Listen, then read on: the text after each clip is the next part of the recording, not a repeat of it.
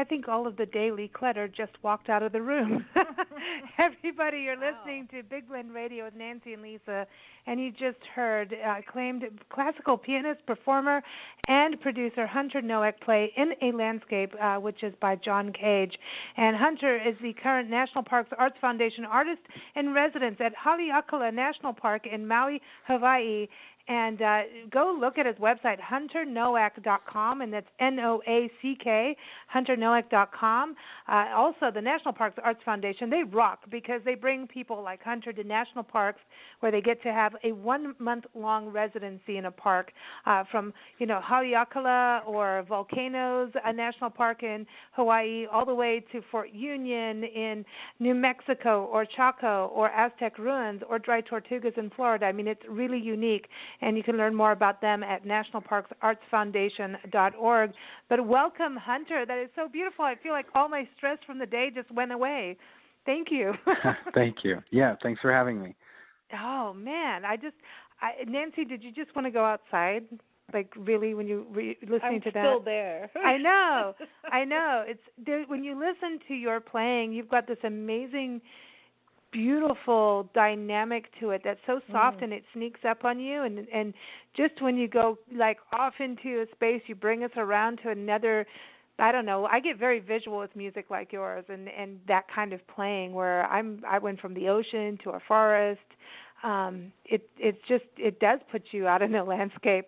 Tell us a little bit about that song because it resonates with you, obviously, because it seems to me that from reading about you and seeing you perform on some of your videos, fortunately we haven't seen you perform live yet, it seems that In a Landscape is a big part of what you do in parks and a big song for you.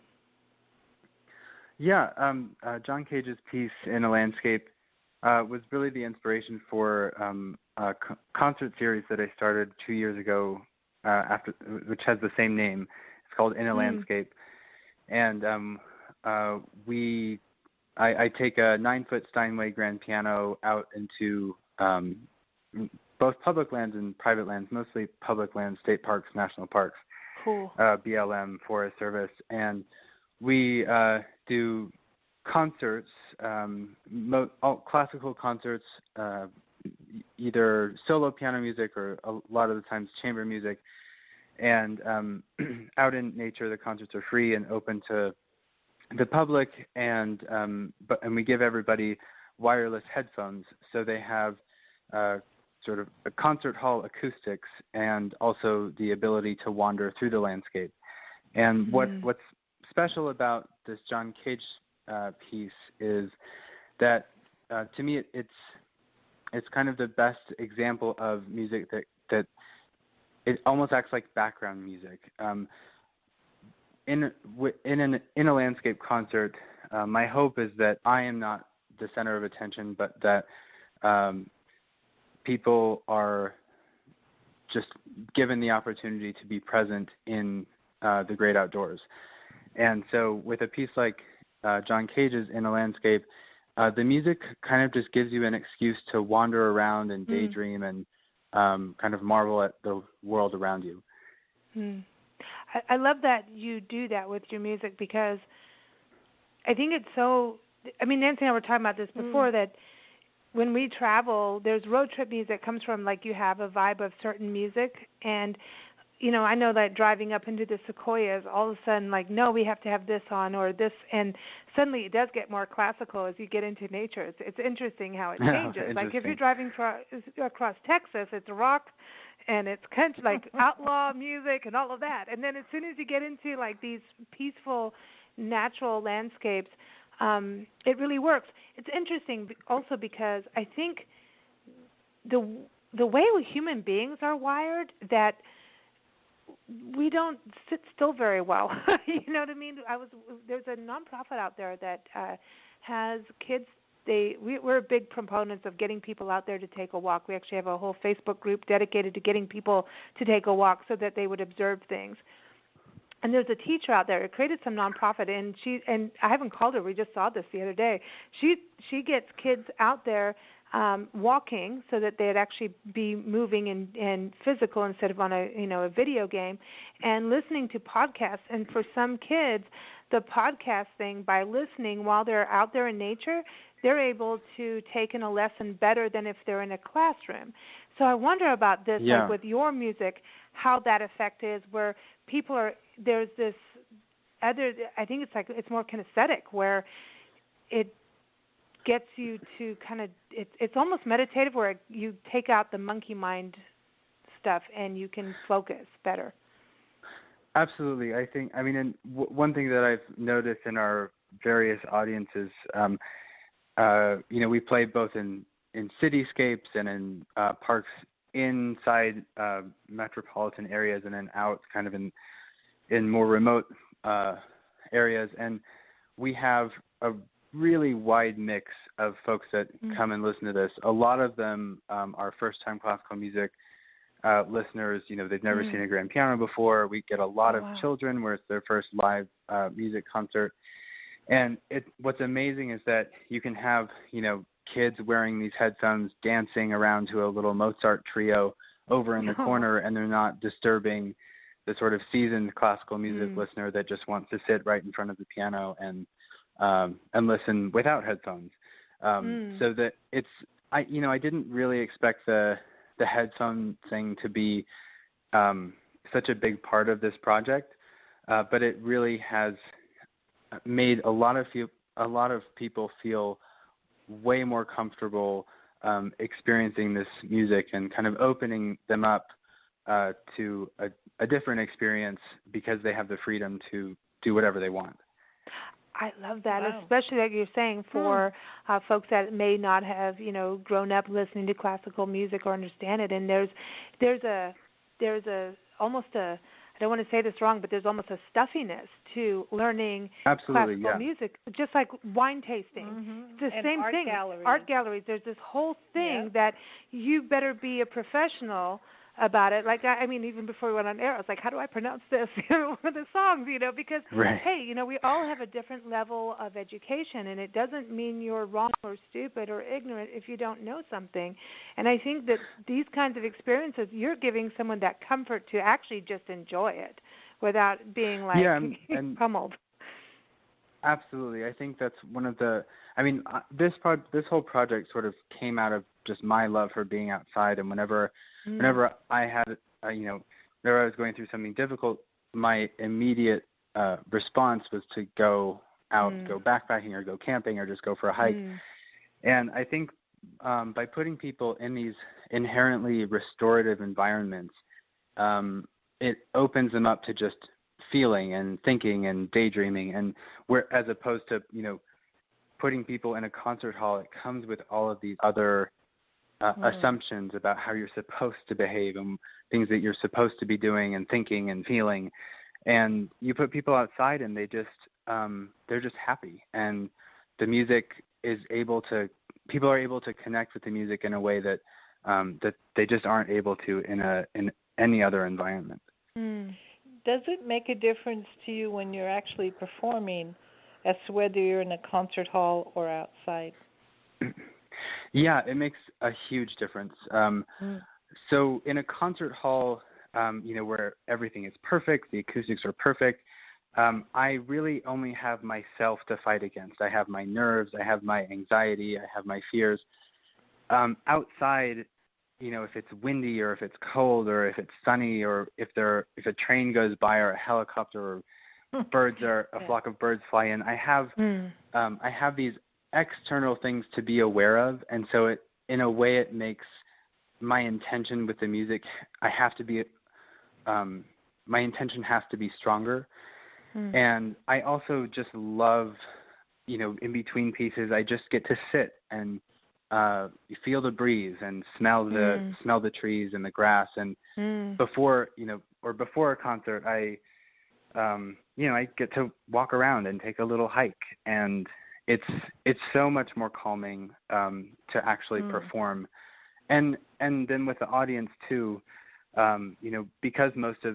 because these concerts are geared toward people that are from these areas and who call a particular landscape their own, I get to connect with locals, and because in a way I'm sort of offering something and they take a risk by coming to the event, then we have this really wonderful shared experience together. And I especially love going, if there's a pub that everybody goes to after a show, or, like in a one-horse town, there's usually one watering hole.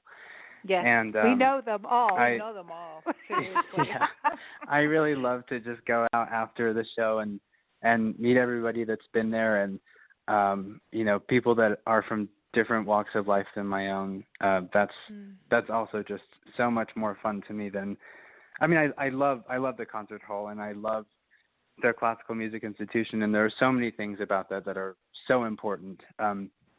But for me, I do really enjoy just being outside and playing for people who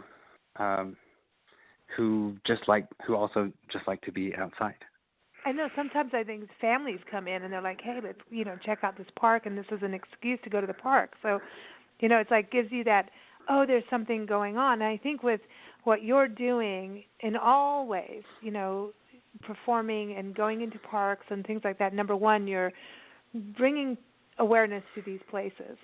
But you're also bringing our senses alive, where you get to play, you get to listen to music in a fun way for all ages and all different musical types. It's like, and I think there's something special about being outside and someone performing outside, because I don't know about pianos. I know, like, we had a blues and rock band, so we're like different places musically, but I remember guitars going off and like suddenly, no, this is out of tune. Just as soon as you tuned it, it would go off because you're in a different temperature zone. So right. Do you deal with that with the piano, like with it suddenly going, no, I'm sorry, I need a tuner now? Yes. Yeah. I mean, so Jordan Schnitzer, actually, he's one of he's an arts patron in Oregon, and he bought the project an incredible 1912 9-foot Steinway grand piano. And I think one of the things that works so well about having that particular instrument is that it's old, and so it's kind of done moving around. Of course, we're very careful with it, and it does changes in temperature and altitude and humidity, they all affect the tuning. But my friend Noam Ben-Hamu he's been teaching me how to tune the piano. So if unless it needs a string replacement or something major has happened, then I'm fairly capable at making small adjustments.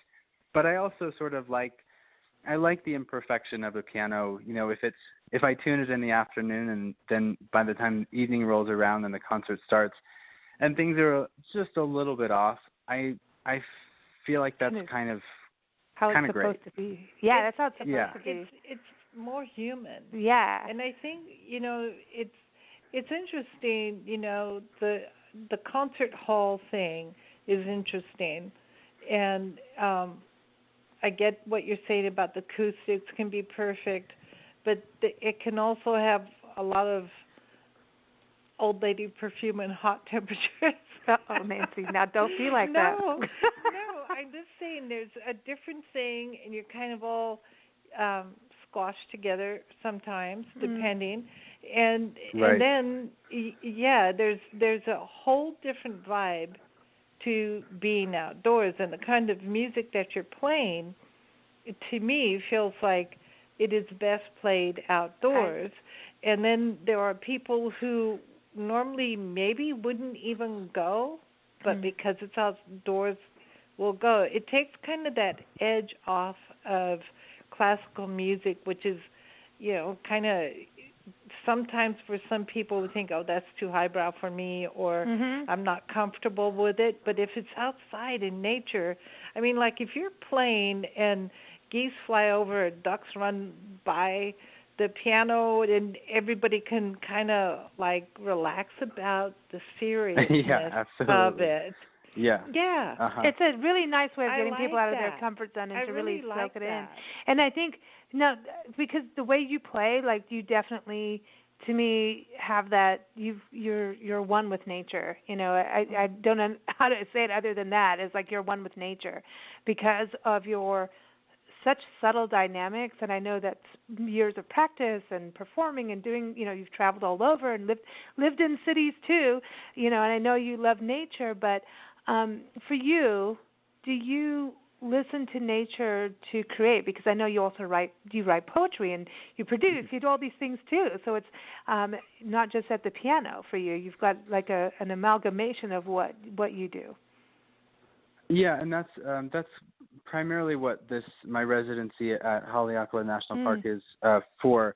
I am planning to do an in a landscape concert, with a piano outdoors, but what I'm doing here right now is mostly writing music. So I am, I'll just go for a hike in the crater, and sometimes I carry my notepad with me, or I bring my recorder, and it might even be the sound of a bird or the sound of wind or the sound of nothing.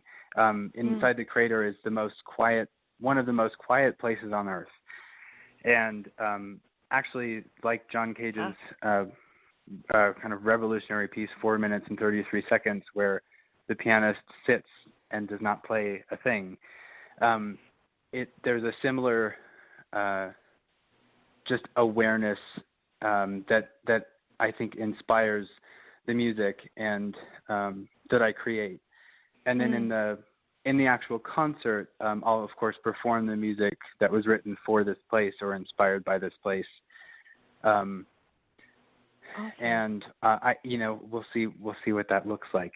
I've been getting a little bit more into electronic sounds. The music that you played earlier, that John Cage piece, that's one of the more sort of static isn't the right word, but I usually in a concert will play everything from Bach to Chopin to Beethoven to Ravel, something contemporary. As long as it sort of fits with the place. And sometimes I'll even have I'm glad you played that piece, because there were times when actually the sound engineer acted almost as a secondary composer, where he added in real time effects to the sounds. So it might have sounded like there was something a little bit psychedelic happening in the piece, kind of reverb. And that's one thing that I'm really interested in exploring during this residency, is the combination of live piano music and live music creation and improvisation, but using the headphone technology and so only through the headphones can you then hear these other effects and these electronic sounds that are being created in real time with the actual acoustic music. That's cool. That is so friggin' cool. So okay, seriously, can I ask you this, because I've played the piano before, and I know that how complex the instrument actually is. There's one thing about just banging chords out, which is cool for rock music, and you got your rhythm and you got your chords going. But the kind of music that you're playing, I feel like if you look at each finger as its own person, like in the right hand normally plays the melody, but not always. And then the left hand is kind of the backup singers and the orchestra, but yet your right hand's playing a melody, but then these three fingers will do this, and these two will come down and play kind of a little bit of a chord, but not a whole chord, just two notes together, while the other three fingers are doing stuff. But at the same time, I'm just going to say this for the complexity of really playing the piano. Yeah, I need a cocktail after you just said all that. Well, no, if people start to think about it, is each finger comes down with a certain tone or I know, weight that's what I'm saying about it. About the dynamics. Yeah. I just kind of want to get this across about how hard it is to play this kind of music where, it's like rubbing your head and your stomach at the same time, but and tapping your feet. Yeah. And shaking your butt. It's like this finger over here has to play a little stronger than this one over there, but these two in the middle are doing that. I mean, Doesn't that drive you kind of a little crazy? How do you do that? Yeah. Well, I mean, I think it's like how do I do that? I think it's just practice. I mean, we, you know, even driving a car is incredibly complex, or you know, cutting down a tree. There's a certain number of hours that goes into just making something feel automatic to the point where you can refine your craft. And I think piano playing is no different than being a skilled craftsman in any other field.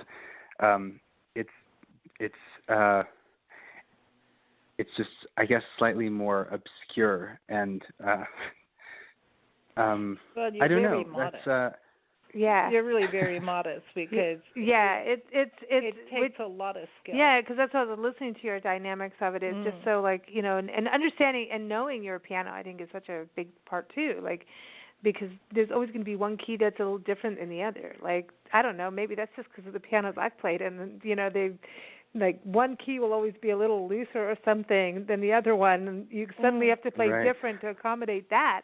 But then it's like that's part of being connected to your instrument, why it's so connected. And so you travel around with this Steinway. I mean, that's amazing. It's real cool. That's amazing. Yeah. I mean, it does. It actually makes it really. It's helpful to have the same piano with me at all of the concerts. It does make a big difference. I bet. But then with the weather changing, that's really the biggest variable. That's more of a challenge than any kind of shift in piano. So now, how are you writing your music? Because I know you're telling you to take your recorder or whatever, but how do you write the actual notes? I mean, I understand writing lyrics, or are you singing them, or or are there like apps on a phone in the middle of a crater? Because I mean, Haleakala is so fascinating. I mean, and have you? Okay, wait. Before you answer that, have you seen a nene yet? That's important. That's really important. Yes. Cool. Did it bite you? Lots of nenes running around. No, but I guess it is. I don't know what. I can't remember which season it is. If it's mating season or what. But they are slightly more territorial right now. Yes. But cool. I have not been run off by any nenes just yet. Okay, well, keep us posted. We're going to follow you on social media. If you get run off by a nene, we want to know. Okay. But tell us about how it. you're writing right now, because and then you I know that you're based in Oregon, and all of a sudden now you're on an island with volcanic rock and waterfalls and tropical paradise. So like, you just want to sit and like hang out there, or like Yeah, it's hard for me to sit still. I've just been to the beach once, and I've been hiking several times. I just arrived about 4 days ago. But I, as far as actual music notation, I sometimes do it the old-fashioned way and just have, write notes down on paper.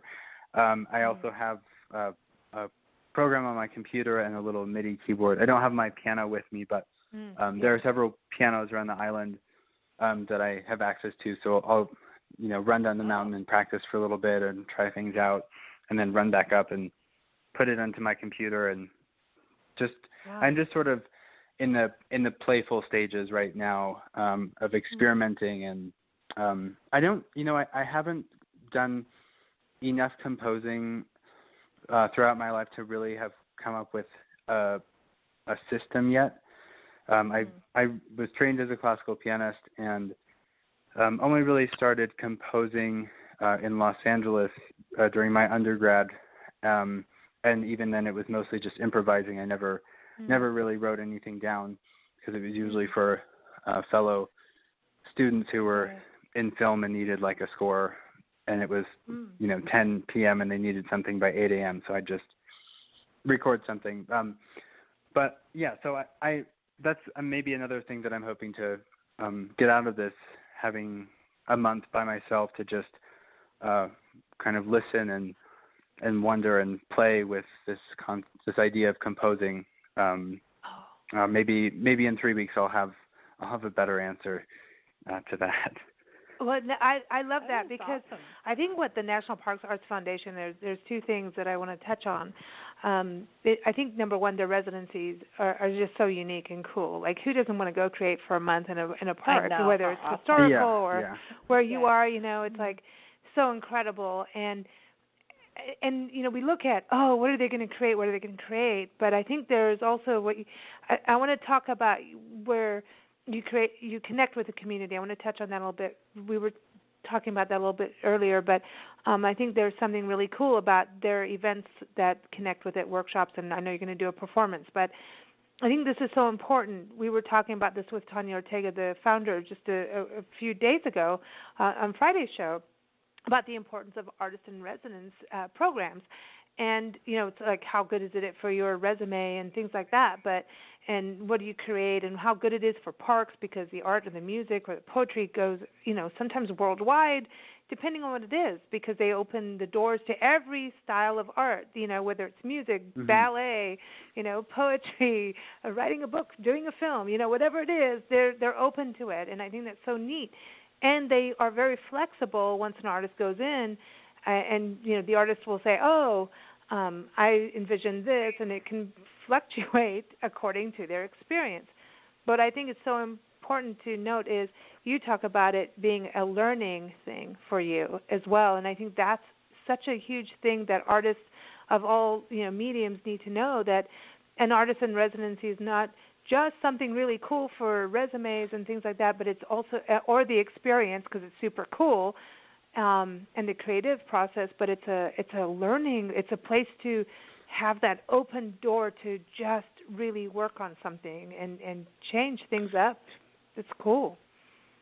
Yeah, it's a very special opportunity, and I think it requires some a level of I guess there are certain parameters that I set mostly for myself.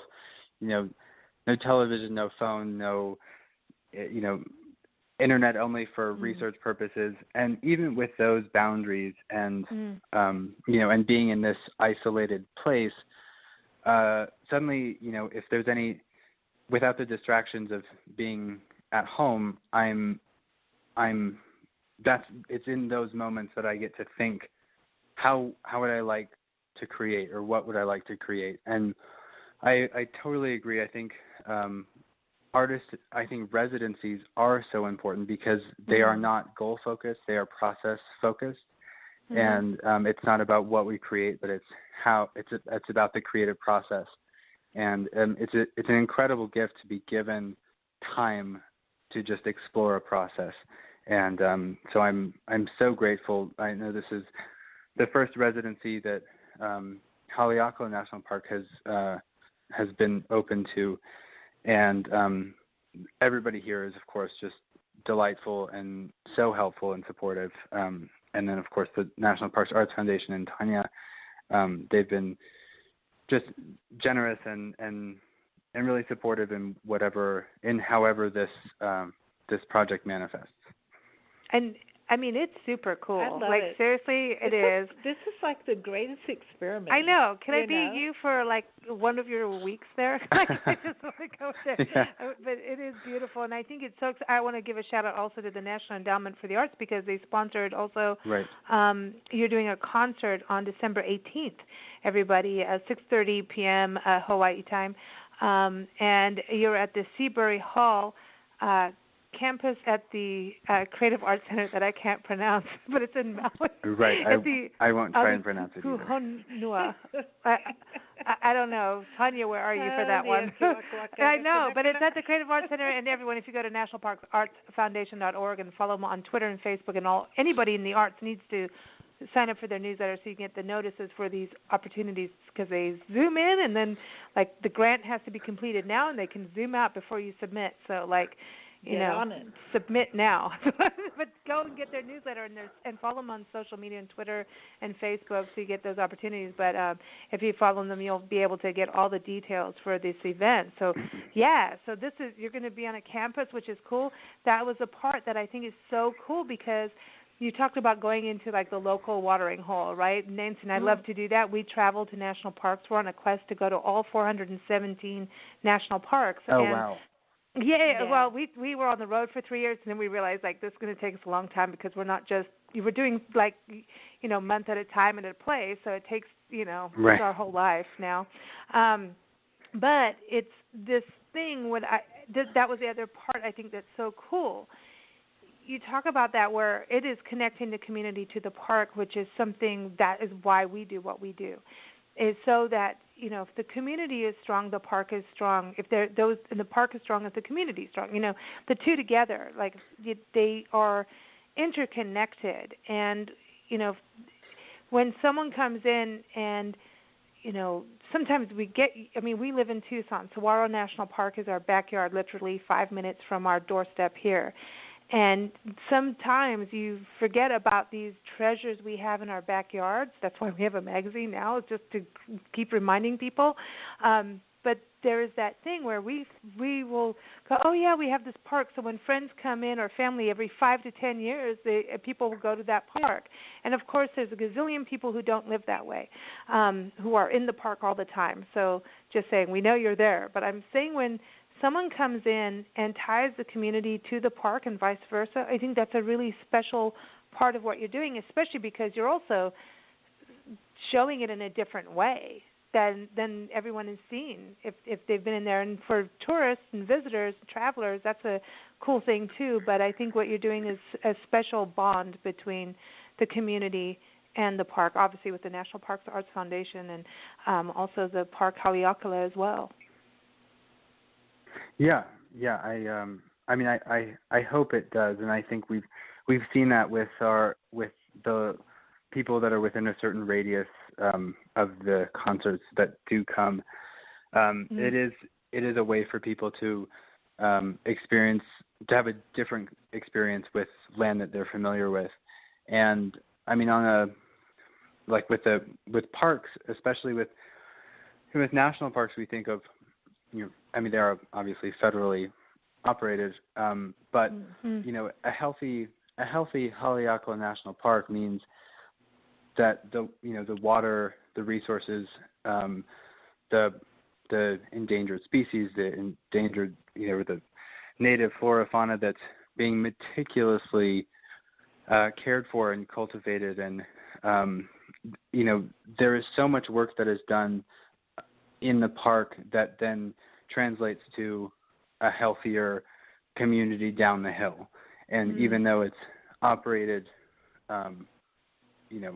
from a federal government, the people that are working here are so invested in this park and in this place. And park rangers do move around between parks, but most of the staff that's here, the botanists, the conservationists, and of course the superintendent, they all care so deeply about the precious plants and animals that are here in the water, and their highest priority is conservation, and that is something that local communities, even if it's difficult because I know with the latest news about Bears Ears and these different national monuments, possible, the different. I don't know. Maybe it's not a good idea to go into that at this moment, but it can sometimes be a very difficult line to walk between local communities using the land, whether that's for grazing or even if the land is being used to generate income, for mining or other natural resources. That can bring substantial revenue to a local community. Temporarily. It's a really hard balance. And I mean, just from what I've seen, whenever I get sort of frustrated or disheartened about public lands, I'm invigorated when I meet people like the folks that work at this park, because because it's so clear that what their priorities are.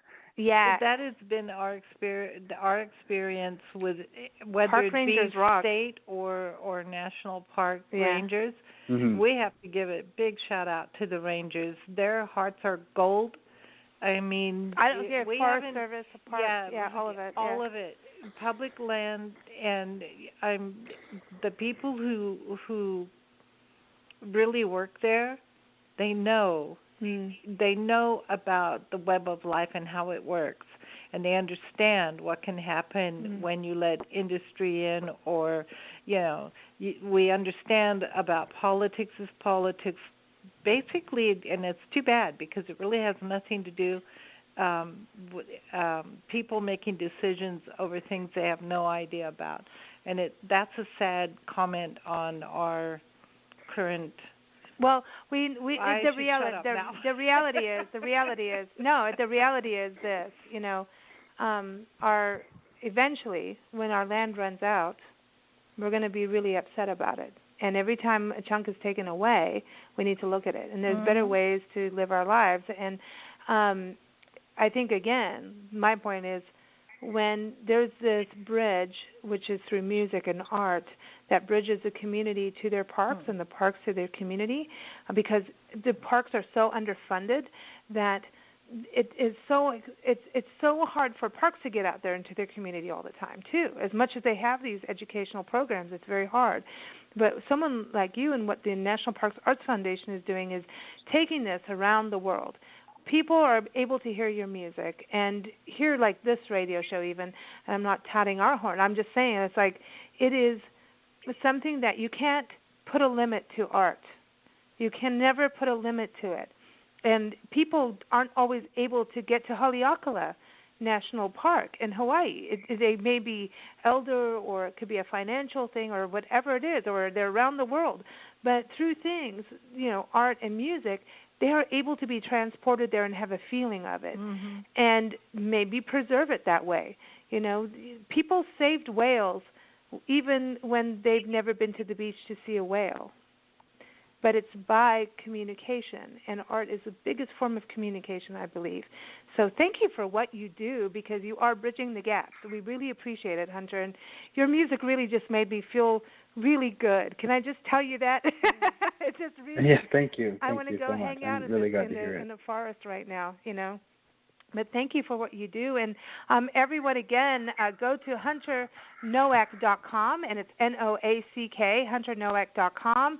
And also, again, he'll be playing at Seabury Hall in Maui on December 18th at 6:30 p.m. Hawaii time. And go to nationalparksartsfoundation.org if you're an artist or want to go and learn more, and keep up with them on social media as well, Twitter and Facebook, to know about the different programs, what Hunter is doing, and to go and see him perform. And keep us posted on that concert in 2018, okay? We'd love to cover that. Yeah. I absolutely will.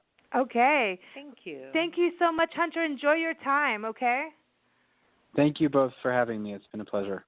All right, you take care. Yeah, go write a piece about the nene. Yeah, we want a nene concerto. Okay.